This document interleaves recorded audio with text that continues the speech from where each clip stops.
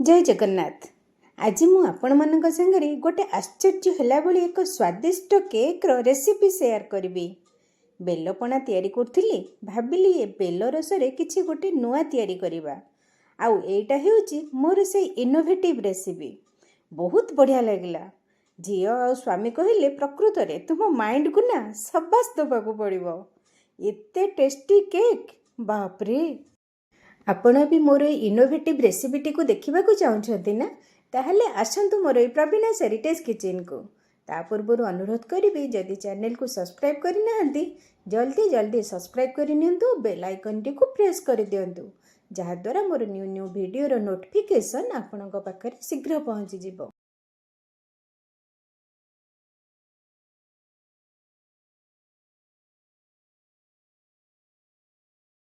प्रथमे गोटे बेल को भांगी ताकू अल्प टिके पानी पकई तार पल्प को एमती गोटे छणारे छाणीदबा। तार पल्प को एमती आम बाहर करदबा।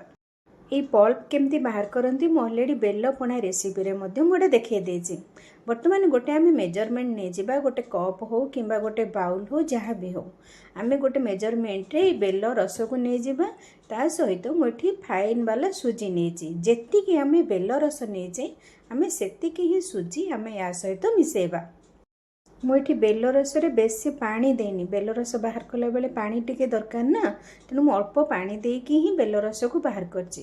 तापर आमर बेल रस तो मीठा अच्छी, किंतु जेहेतु आम केक तैयारी करूँ आउ टिके मीठा दरकार, से मुझे नहीं अध कप चीनी।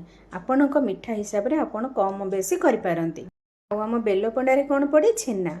मुझे छेना न नहीं, छेना बदल नहीं मिल्क पाउडर। मिल्क पाउडर नहीं अध कप रु टिके अधिक। ये सब को आम भल भाव में मिसईदबा।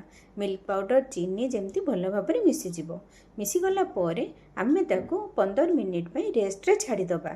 जमीती आमर सुजीटी फुली जाइथिबो, चीनी भी भल भाव में मिंजी जाइथिबो। सेतिकी भितर मु गोटे कड़ाई बसई आमर एठी मु नड़िया भाजुची। आमर बेलपणारे कौन पड़े? छेना, नड़िया, कदली। तो मुझे नड़िया को नकोरी एमती छोट छोट काटी ताको आग घीरे टिके भाजी दउची। आउ टिके एक्स्ट्रा टेस्ट पे मुझे काजू मध्य किछि नड़िया सहित भाजी दउची।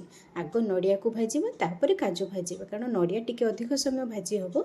एका सांगरे पकेले काजू आमर पोड़ी जीवो। एमिति पूरा बढ़िया भाव में दीटाक भाजी हो गला। तापर से कड़ाई मु आ गोटे छोट चम्मच घी दे मु जो कदली पड़े ना बेलपणारे, मुझे कदली को एमती गोल गोल काटी घीरे आग टिके भाजी दउची। कदली को न चकटी आग आम ताको एमती गोल गोल घीरे भाजीदबा। आउ टिके तार भल टेक्सचर रही मुझे गोटे चामच चीनी नौची। आ चीनी आमर तरली जीव, टिके कारामेल हो गला परे आमर एटा कदलीर चारिपटे रही। कदली भी बढ़िया रहिबो। मु एमती करिथिली। आ केक टी मध्य बढ़िया लागिला। देखंतु एबे चीनी तरली गलानी। एबे गैस फ्लेम ऑफ करदबा।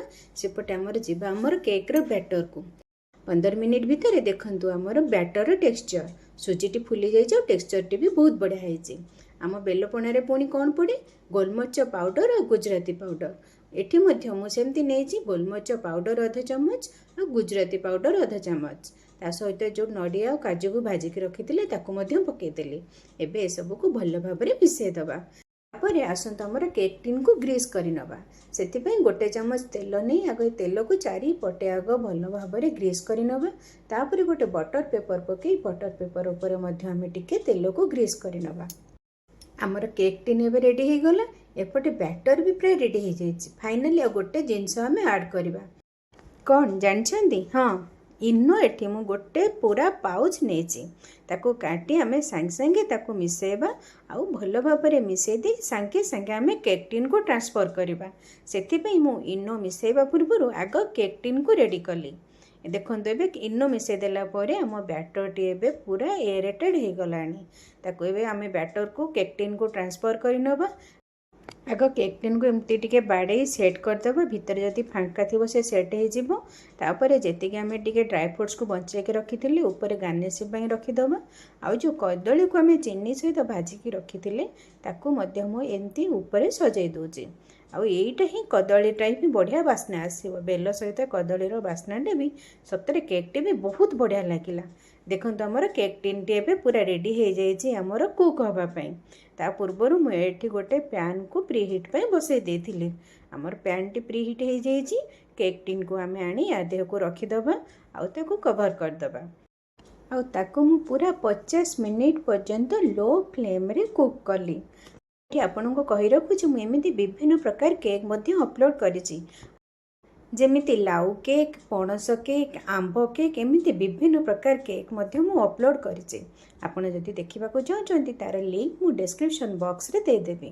ଏବେ 50 ମିନିଟ୍ ପରେ କଭର୍ ଖୋଲିକି ମୁଁ ଦେଖାଉଛି ଆମର କେକ୍ଟି କେତେ ସୁନ୍ଦର ହେଇଛି ଆଉ କେତେ ଫୁଲିଛି ମଧ୍ୟ।